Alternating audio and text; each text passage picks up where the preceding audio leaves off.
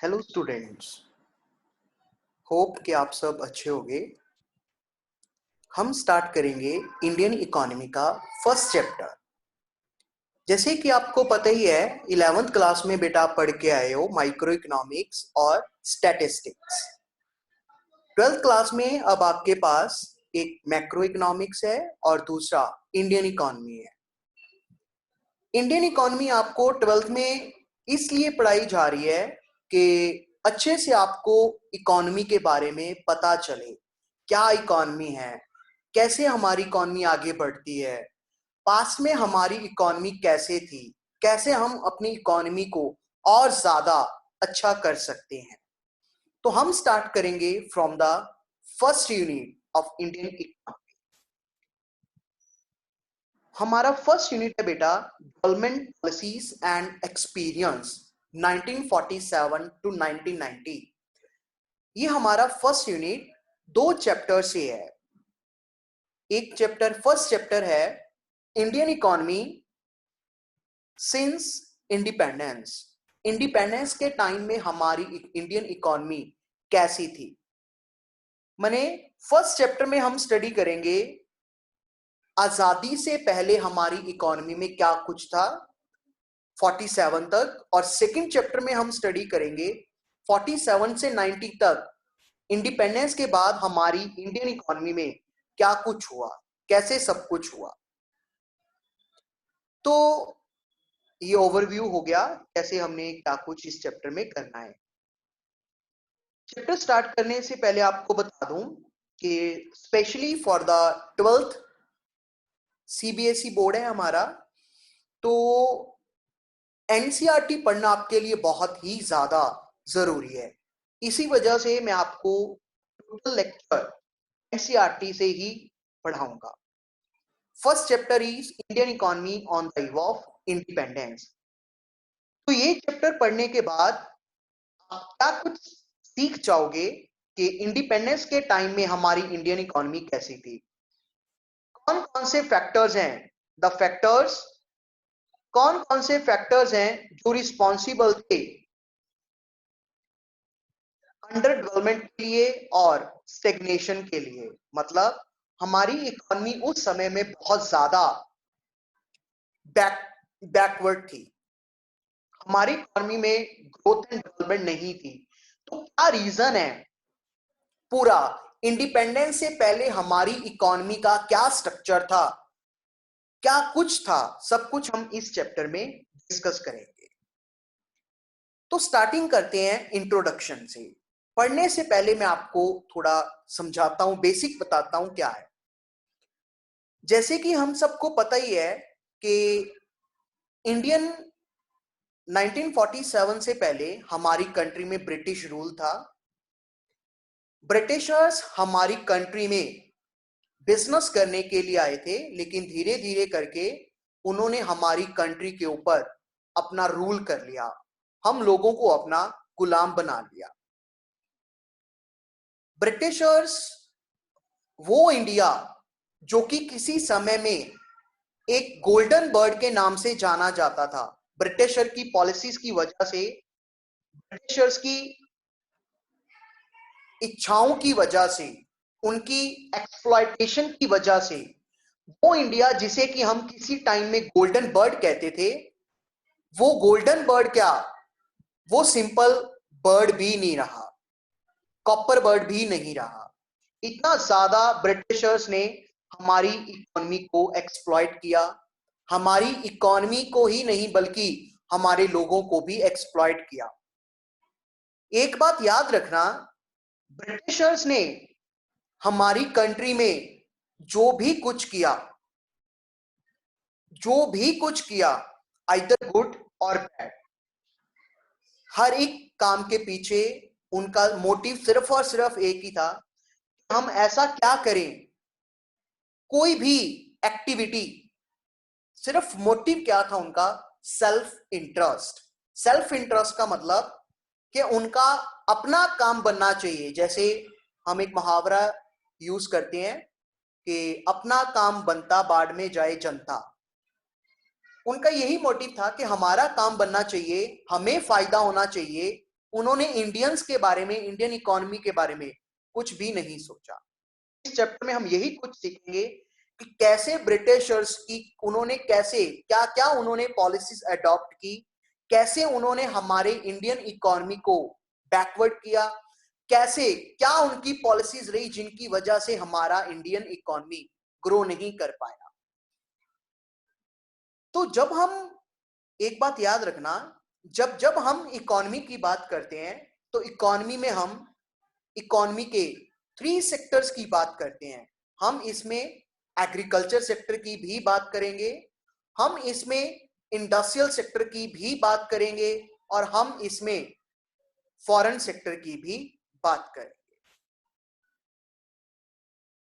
Introduction में क्या है कि ये चैप्टर पढ़ने का बेसिकली हमारा ये मोटिव है कि हमें पता चले कि पास्ट में हमारी इंडियन इकोनॉमी कैसी थी, आजादी के बाद जो हमारी कंट्री में डेवलपमेंट हुई है, कितनी हमने डेवलपमेंट की है, ये जानने के लिए हमें देखना पड़ेगा कि पहले हमारी इंडियन इकोनॉमी में क्या कुछ था, कैसे ब्रिटिशर्स ने हमारी इंडियन इकोनॉमी को खराब किया।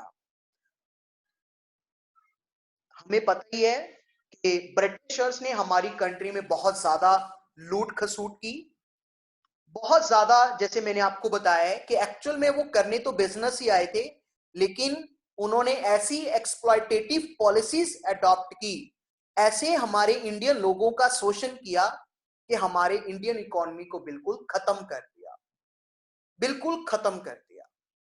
लेकिन हमारे बहुत से शहीदों की शहीदी रंग लाई, लोगों का प्यार, उनकी यूनिटी काम आई। फाइनली 15 अगस्त 1947 को हमारा कंट्री आजाद हुआ। तो यहां पे 1947 15 अगस्त को हमें आजादी मिली। अब हम बात करते हैं कि हमारी इकोनॉमी कैसी थी। सबसे पहले हमें यह पता होना चाहिए कि भाई ब्रिटिशर्स का हमारी कंट्री पे जो उन्होंने रूल किया था, उनका मेन मोटिव क्या था, उनका सोल पर्पस क्या था। Sole purpose of British colonial rule in India was to reduce the country to being a raw material for Great Britain on rapidly expanding modern industrial base। ध्यान से समझना जो अभी आपको बात बताऊंगा क्या था उस समय में। जिस समय में ब्रिटिशर्स हमारी कंट्री पे राज कर रहे थे, जिस समय उन्होंने हमारी इंडियन इकोनॉमी को, हमारे इंडियन लोगों को खराब कर रहे थे, एक्सप्लॉइट कर रहे थे, शोषण कर रहे थे, उस समय उधर ब्रिटेन में इंडस्ट्रियल रेवोल्यूशन आया हुआ था।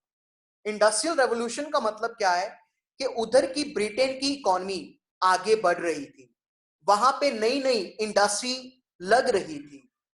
तो नेचुरली है, इंडस्ट्री जब लगेगी, इंडस्ट्री को आगे बढ़ाना है, इंडस्ट्री को डेवलप करना है, तो उतना ही रॉ मटेरियल चाहिए होता है। तो ब्रिटिशर्स ने क्या किया, ध्यान से समझना, ब्रिटिशर्स ने वो रॉ मटेरियल कहां से लिया, वो रॉ मटेरियल उन्होंने लिया इंडिया से। उन्होंने अपनी बढ़ती हुई इंडस्ट्री के लिए इंडिया को एक्सप्लॉइट किया। इंडिया को कैसे एक्सप्लॉइट किया, इंडिया से रॉ मटेरियल वो उठाते और अपने उधर ब्रिटेन को ले जाते। यहां पे एक बात और याद रखने वाली है, समझने वाली है कि कोई भी कंट्री अगर अपना रॉ मटेरियल किसी दूसरी कंट्री को देती है तो ये कोई अच्छी बात नहीं है। किसी भी कंट्री के लिए बहुत बुरी बात है कि अगर हम किसी को अपना रॉ मटेरियल दे रहे हैं। रॉ मटेरियल देने का मतलब क्या है कि हमारे पास वो कैपेबिलिटीज नहीं है कि हम उस रॉ मटेरियल से फिनिश गुड्स बनाएं और वो फिनिश गुड्स हम फॉरेन कंट्रीज को एक्सपोर्ट करें। तो पहले तो यही बुरी बात हुई कि हम ब्रिटिशर्स हमारे इंडिया से रॉ मटेरियल ब्रिटेन को एक्सपोर्ट करते थे।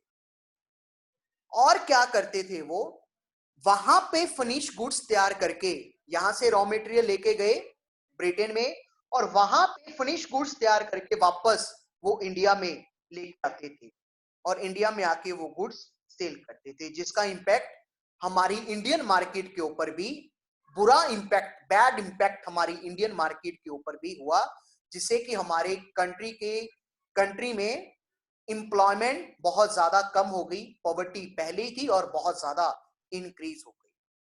कैसे ये सब कुछ हुआ आगे चैप्टर में रीड करते हैं।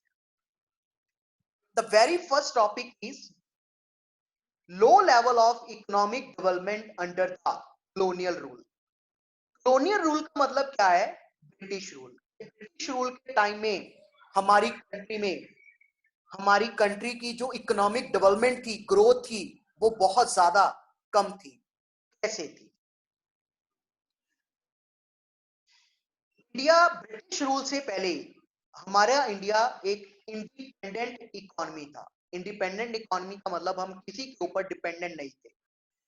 जैसे आपको अभी बताया था कि इंडिया को पहले के टाइम में, माने ब्रिटिश रूल के पहले, हमारा इंडिया गोल्डन बर्ड के नाम से जाना जाता था, सोने की चिड़ी। वैसे भी सोचने वाली बात है, जब हम किसी को गुलाम बनाएंगे, हम, है ना, ब्रिटिशर्स ने हम इंडियंस को, हमारे इंडिया को गुलाम बनाया, तो किसी को गुलाम कब बनाएंगे? क्या पुअर के ऊपर कोई कब्जा करेगा? जब दो राजा महाराजाओं की लड़ाई होती है तो किस राजा को हराया जाता है? जिसके पास धन दौलत होता है। किसी गरीब को हम गुलाम बना के, जो पहले ही गरीब है, उसे और क्या मारेंगे, है ना? तो इस वजह से, क्योंकि ब्रिटिशर्स को इंडिया में बहुत कुछ मिला, इस वजह से उन्होंने इंडिया पे रूल किया। लेकिन उनके रूल से पहले हमारी इंडिया एक इंडिपेंडेंट इकोनॉमी थी। हमारे लोगों का एग्रीकल्चर था वो मेन सोर्स ऑफ लिवलीहुड। मतलब हमारे कंट्री के जो ज्यादातर लोग थे वो एग्रीकल्चर के ऊपर डिपेंडेंट थे। यहां पे बताता हूं क्या है। हमारे जो ज्यादातर लोग थे उस समय में एग्रीकल्चर के ऊपर डिपेंडेंट थे। ध्यान से समझना, हमारी कंट्री की, उस टाइम में हमारी कंट्री की 85% पॉपुलेशन, लगभग 85% पॉपुलेशन विलेजेस में रहती थी। तो इस वजह से हमारे ज्यादातर लोग, लगभग कंट्री की 70 to 75% पॉपुलेशन एग्रीकल्चर के ऊपर डिपेंडेंट। 85% पीपल्स विलेजेस में रहते थे और टोटल पॉपुलेशन का लगभग 70 से 75% पीपल्स एग्रीकल्चर के ऊपर डिपेंडेंट थे। एक और बात, ज्यादातर लोग एग्रीकल्चर के ऊपर डिपेंडेंट थे और एग्रीकल्चर ही हमारा बहुत ज्यादा बैकवर्ड था, बहुत ज्यादा पिछड़ा हुआ था। ब्रिटिशर्स ने ऐसी पॉलिसीज अडॉप्ट की कि हमारे एग्रीकल्चर को डेवलप ही नहीं होने दिया। वो क्या पॉलिसीज थी, ये आगे पढ़ते हैं। हमारा उस समय में कंट्री में जो मैन्युफैक्चरिंग एक्टिविटीज थी, मैन्युफैक्चरिंग के नाम पे ध्यान से समझना, हमारी कंट्री में हैंडीक्राफ्ट इंडस्ट्री, हमारी कंट्री की ये हैंडीक्राफ्ट इंडस्ट्री बहुत ही ज्यादा फेमस थी। अब आपके मन में क्वेश्चन आया होगा, जिन बच्चों को नहीं पता, सर हैंडीक्राफ्ट इंडस्ट्री है क्या?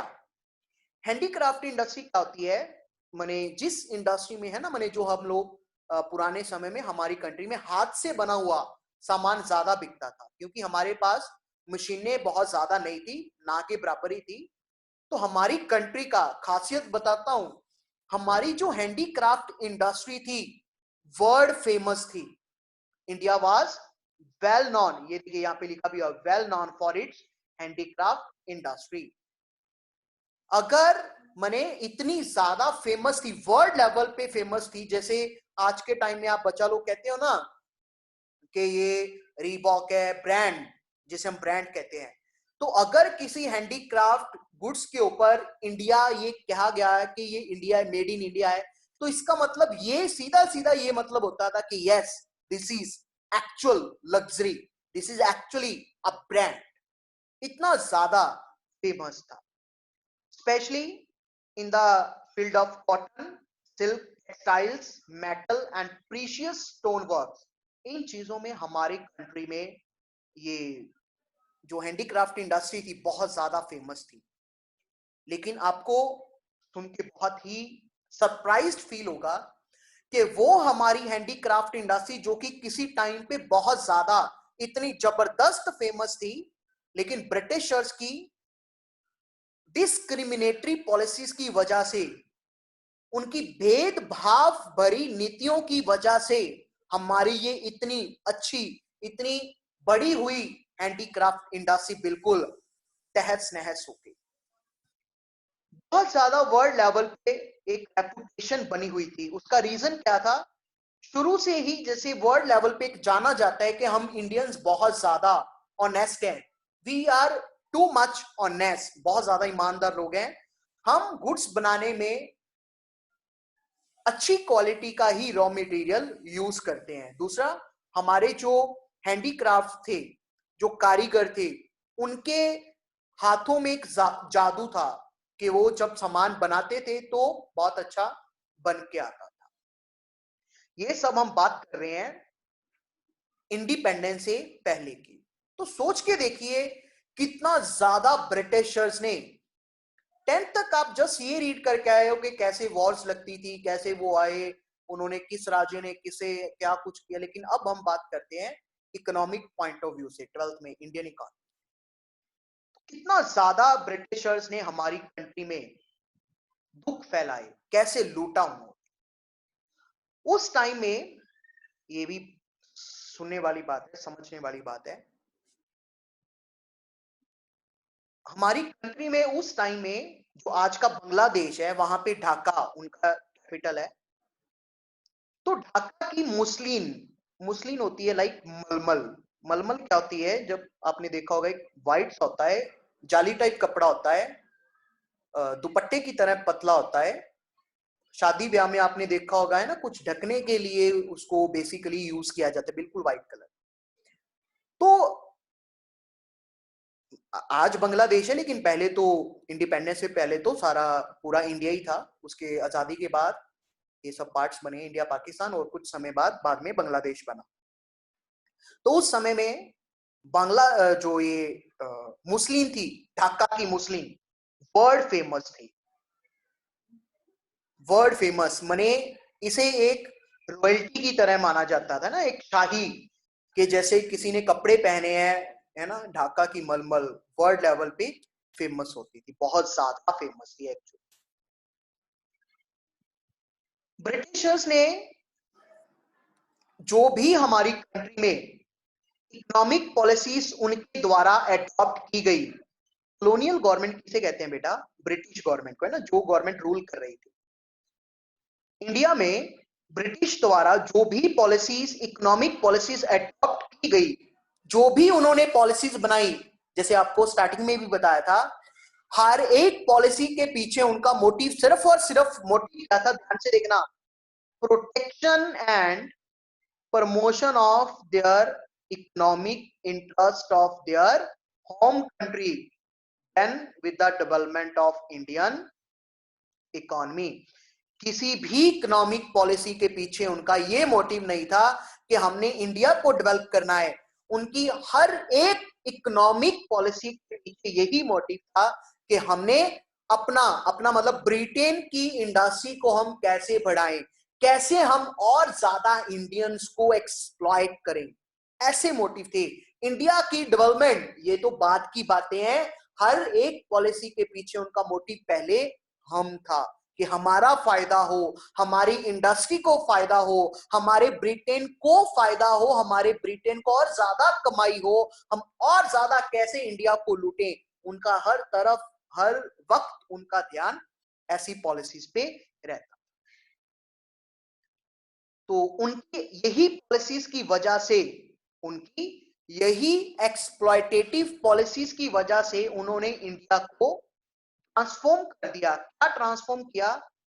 country into supplier of raw material and consumer of finished industrial product from Britain। Starting में भी आपको बताया था कि उन्होंने ब्रिटिशर्स क्या क्या किया हमारी इकोनॉमी के साथ, हमें रॉ मटेरियल का एक्सपोर्टर बना दिया और फिनिश गुड्स का हमें इंपोर्टर बना दिया। कोई भी कंट्री अगर मशीनरी ना होने की वजह से अपना रॉ मटेरियल किसी दूसरी कंट्री को दे रही है, तो ये उससे बड़ी कोई भी शायद शर्म वाली किसी कंट्री के लिए बात नहीं होगी। तो ब्रिटिशर्स ने हमारी कंट्री को इतना ज्यादा बैकवर्ड किया, इतना ज्यादा धक्का किया हमारी कंट्री के साथ, क्योंकि वो डरते थे एक्चुअल में ब्रिटिशर्स के, वो चाहते नहीं थे कि वो मशीनरी है ना, ऐसे भी तो कर सकते थे कि वो क्या किया उन्होंने कि रॉ मटेरियल इधर से लिया और फिनिश गुड्स, वो रॉ मटेरियल वहां पे ले जाते और वहां से फिनिश गुड्स बना के लेके आए। तो वो ये भी कर सकते थे कि यहाँ पे मशीनरी ले आते और फिनिश गुड्स यहीं पे बना लेते, लेकिन वो ये नहीं चाहते थे। अगर वो मशीनरी यहाँ पे लाते तो हमारे इंडस्ट्री और ज्यादा आ जाती, हमारी कंट्री में भी इंडस्ट्रियलाइजेशन आ जाता, हमारी कंट्री में भी नई नई फैक्ट्री लग जाती, जो कि ब्रिटिशर्स को मंजूर नहीं था। वो यही चाहते थे कि इंडिया ग्रो ना करे, इंडिया को एक्सप्लॉइट करना है। सिर्फ और सिर्फ उनका मोटिव क्या था? सेल्फ इंटरेस्ट, हमारा भला होना चाहिए, हमारे लोगों का भला होना चाहिए, हमारे ब्रिटेन का भला होना चाहिए। भाड़ में जाए इंडिया, भाड़ में जाए इंडियन इकोनॉमी। उस समय में जो ब्रिटिशर्स थे, कॉलोनियल गवर्नमेंट थी, उन्होंने कभी भी हमारी कंट्री की, सोचने वाली बात है, उन्होंने कभी भी हमारी कंट्री की नेशनल इनकम और पर कैपिटा इनकम एस्टिमेट कभी भी नहीं किया। Never made an sincere attempt. Britishers ने, जब तक ब्रिटिशर्स रहे हमारे इंडिया में, उन्होंने कभी भी ये नहीं देखा, ये नहीं जानना चाहा कि इंडिया की नेशनल इनकम कितनी है। नेशनल इनकम पूरी कंट्री की इनकम, पर कैपिटा इनकम होती है पर पर्सन इनकम। ये पर कैपिटा इनकम कैसे निकालते हैं? National income upon total population. जैसे मान लीजिए कि कंट्री की इनकम 1 2 3 4 5, 1 लाख कंट्री की इनकम है, और मान लीजिए कि 100 पीपल्स हैं, तो पर पर्सन इनकम कितनी आ गई? 1,2,3,000 रुपीज। तो ऐसे हम पर कैपिटा इनकम निकालते हैं। फिर से सुनिए, टोटल नेशनल इनकम कितनी है हमारी कंट्री की अपॉन नंबर ऑफ पीपल्स कितने, पॉपुलेशन कितनी है, डिवाइड करके ये क्या आ गई हमारी, that is our per capita income. तो कभी भी उन्होंने सिंसियर अटेम्प्ट नहीं लिया, कभी भी कोशिश नहीं की, लेकिन फिर भी कुछ हमारे इंडिया में इकोनॉमिस्ट थे, जैसे Dadabhai Naoroji, William Digby, Findlay Shirras, V Rao और R.C. देसाई। इन लोगों ने कुछ अटेम्प्ट किया नेशनल इनकम एस्टिमेट करने का। ध्यान से सुनना, भी क्वेश्चन आ जाता है 1 मार्क में कि कौन कौन से इकोनॉमिस्ट थे जिन्होंने हमारी कंट्री की नेशनल इनकम एस्टिमेट करने का ट्राई किया। तो कौन थे? Dadabhai Naoroji, William Digby, Findlay Shirras, V Rao and R.C. Desai. लेकिन इन्होंने कोई प्रॉपर साइंटिफिक मेथड नहीं यूज किया।